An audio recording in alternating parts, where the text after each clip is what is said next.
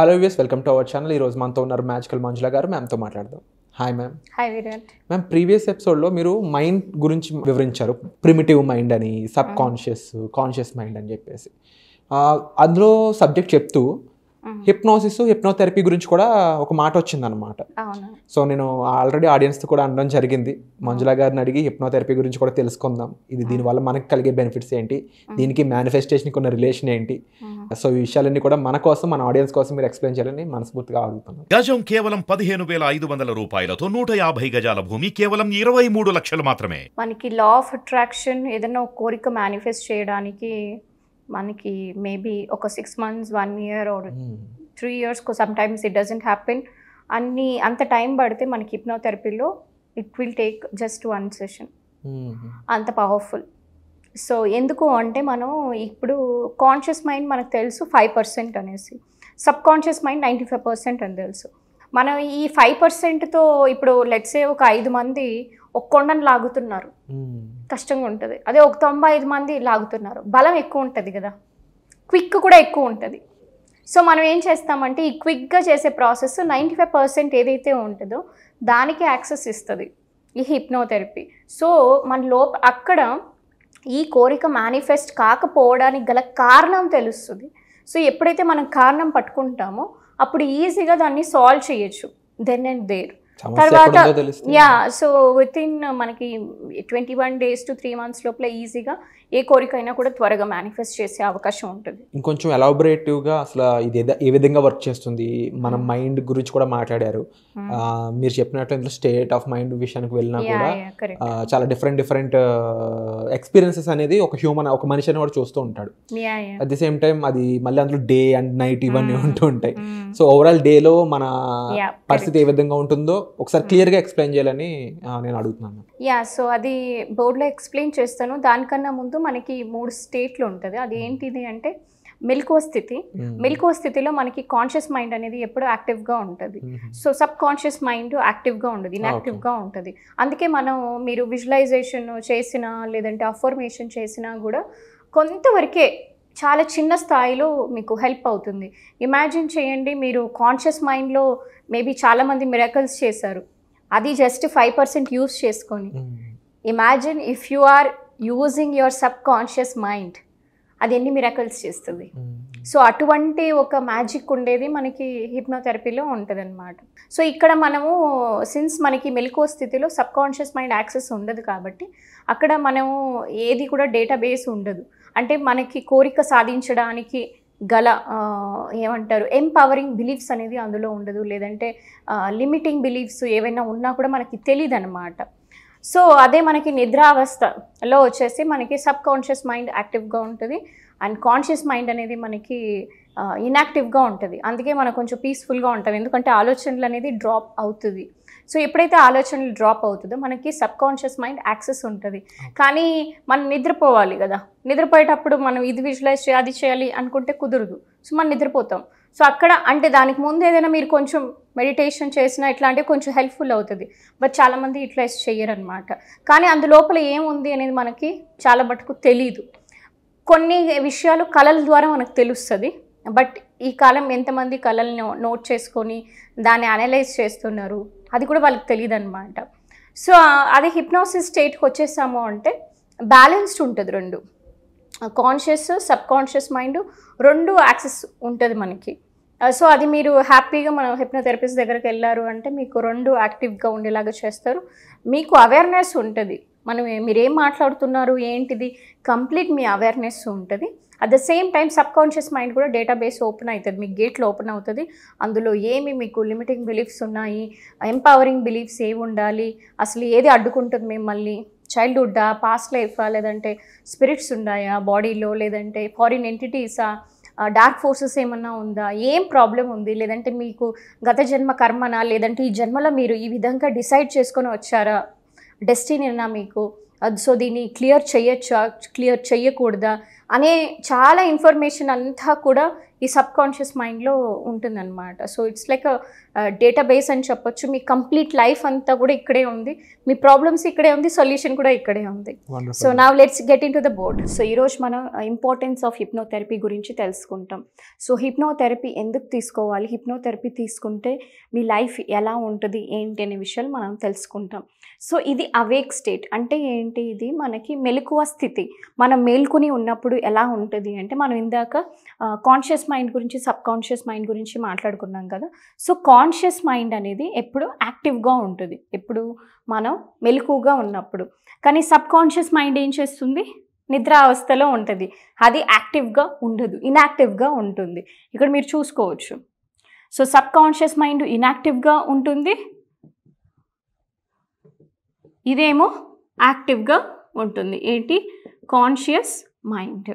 వెరాస్ మనకి ఇక్కడ అందుకే మనకి ఇక్కడ మనం సబ్ కాన్షియస్ మైండ్లో నుంచి ఏదైతే నమ్మకాలు ఉన్నాయో, బిలీఫ్స్ కానీ ఎమోషన్స్ కానీ, ఇవన్నీ మనకు తెలియదు. ఏమైనా అడిగితే వాళ్ళు చెప్తారు ఓకే మా లైఫ్లో ప్రాబ్లమ్స్ ఉన్నాయని, కానీ దీనికి గల కారణం ఏంటి అంటే వాళ్ళకి అసలు తెలియదు.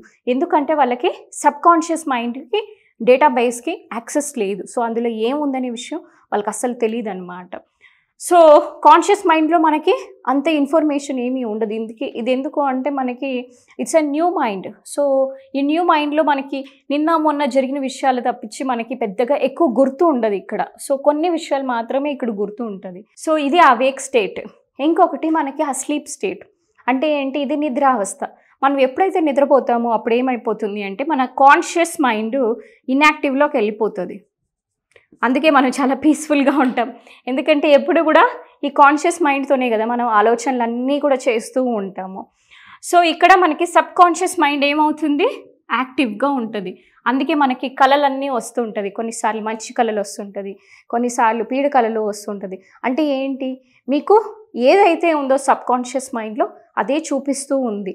మనకి ఇప్పుడు ఒక నానుడి ఉంది కదా, అంటే నిప్పు లేనిదే పొగ రాదు అనేసి. సో సేమ్ వే ఇక్కడ మీకు సబ్ కాన్షియస్ మైండ్లో ఏవైతే ఉందో, భయాలు కావచ్చు, ఏవైతే కావచ్చు, ఏ భయాలు ఉందో అదే మీ కళల్లో వస్తుంది. అది భయాలు కావచ్చు, ఇంకోటి కావచ్చు, ఏదైతే మీ కళ్ళలో వస్తుందో అది సబ్ కాన్షియస్ మైండ్లో ఉన్నటువంటి ఒక డేటా అన్నమాట. ఓకే, సో మనం నిద్రపోయేటప్పుడు మనం ఎనీవే మనం అందుకే ముందు మనం ఏదైనా మేనిఫెస్ట్ చేయాలంటే చేసుకొని మనం పడుకోవచ్చు. సో ఇది కొంచెం బాగా వర్క్ అవుతుంది అన్నమాట.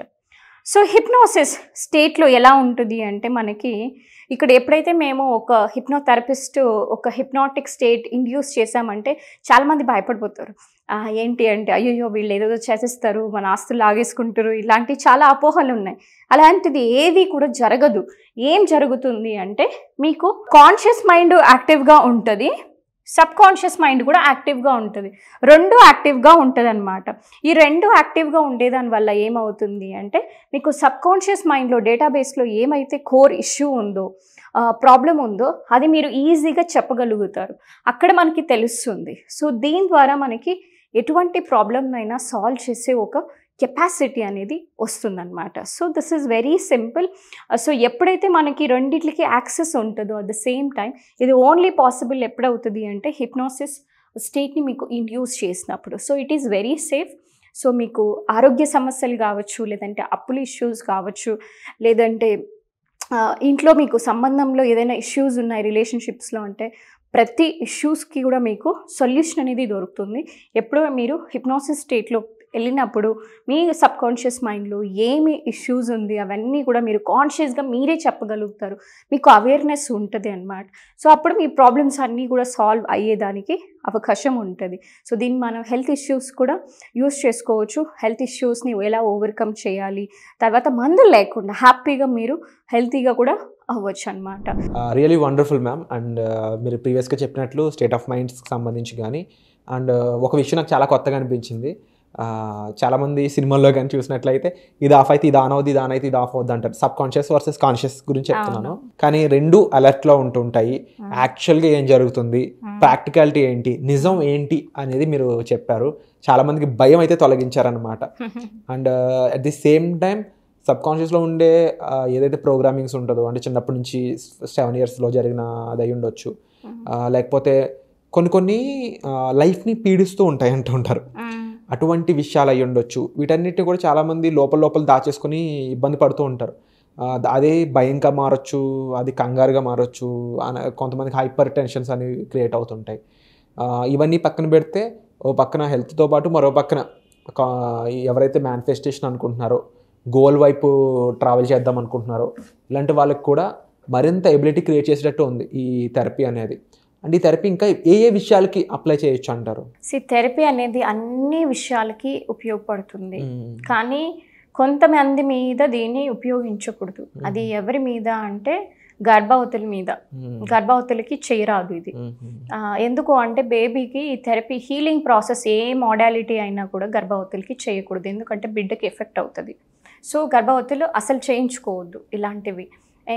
ఇంకెవరు చేసుకోకూడదు అంటే డిప్రెషన్ పేషెంట్స్.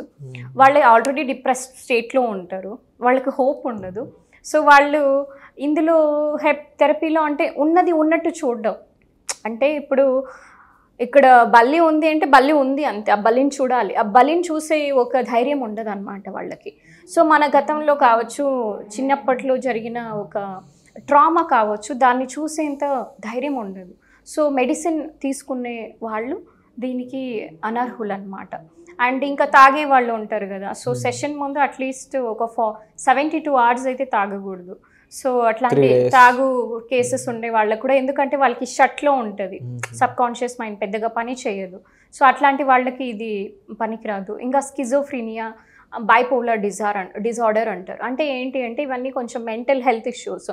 ఆల్రెడీ వాళ్ళు చాలా ఇట్లా మెంటల్గా ఇల్గా ఉంటారు. వాళ్ళకి ఏదైనా మనం చెప్పాలని ట్రై చేసినా కూడా వాళ్ళకి అర్థం కాదు. అమ్మో వీళ్ళు నన్ను ఏదో మోసం చేసేస్తున్నారు ఏదో అనుకొని వాళ్ళు ఇంకా ఎక్కువ డిప్రెస్ అయిపోతూ ఉంటారు. సో అలాంటి వాళ్ళకి మేము చెప్పము ఇలాంటివన్నీ కూడా. But normal person who is healthy, normal అంటే హెల్తీ అంటే వేరే హెల్త్ ఇష్యూస్ ఉండొచ్చు, మేబీ క్యాన్సర్, డయాబెటీస్, బీపీ ఇట్లాంటివి ఉండి, లేదంటే అప్పుల సమస్యలు ఉన్నాయి, లోన్స్ ఉన్నాయి, లేదంటే జాబ్ రావట్లేదు, బిజినెస్ ఇంప్రూవ్ అవ్వట్లేదు, క్లయింట్స్ కావాలి, లేదంటే నేను ఫస్ట్ ఆఫ్ ఆల్ పీస్ఫుల్గా ఉండాలి నాకు, లేదా లైఫ్ పర్పస్ నేను కనుక్కోవాలి, నేను ఈ భూమి మీద ఎందుకు పుట్టాను, నా పర్పస్ ఏంటి, నా గోల్ ఏంటి, నేను ఏం చెయ్యాలి, లేదంటే పీక్ పర్ఫార్మెన్స్, నేను ఇప్పుడు ఒక స్థాయిలో మంచిగా పర్ఫామ్ చేస్తున్నా, ఇంకా మంచిగా బెటర్గా పర్ఫామ్ చేయాలి, సో దట్ నాకు మంచి ప్రమోషన్స్ వస్తుంది, అలాంటి వాళ్ళు, ఇంకా కాన్ఫిడెన్స్ రేస్ చేసుకోవాలి అని అనుకునేవాళ్ళు, ఇట్లాంటి వాళ్ళకంతా కూడా మనం ఇవి థెరపీ అనేది ఉపయోగపడుతుంది. Virat, wonderful ma'am. అండ్ తప్పకుండా ఇలాంటి ఎన్నో విషయాలపై మీకు మరింత అవగాహన కల్పిస్తూ ఒక ఫ్రీ ప్రోగ్రామ్ అనేది మ్యామ్ క్రియేట్ చేయడం జరిగింది. ఈ ప్రోగ్రాంలో మీరు పార్టిసిపేట్ చేయాలనుకున్నట్లయితే కామెంట్ సెక్షన్ ఇచ్చిన గూగుల్ ఫామ్ని ఫిల్ చేసినట్లయితే ఇలాంటి విషయాలు, దీంతోపాటు మీకు ఇంకా ఎటువంటి విషయాలు ఉపయోగపడతాయి, మీ ప్రాబ్లంకి ఏది సొల్యూషను, ఇలాంటి డౌట్స్ కూడా మీరు క్లారిఫై చేసుకునే విధంగా ఈ ప్రోగ్రామ్ అయితే ఉండబోతుంది. మీరు కామెంట్ సెక్షన్ ఇచ్చిన గూగుల్ ఫామ్ని ఫిల్ చేసినట్లయితే ఈ ప్రోగ్రాంలో మీరు ఫ్రీగా పార్టిసిపేట్ చేసే అవకాశాన్ని పొందుతారు.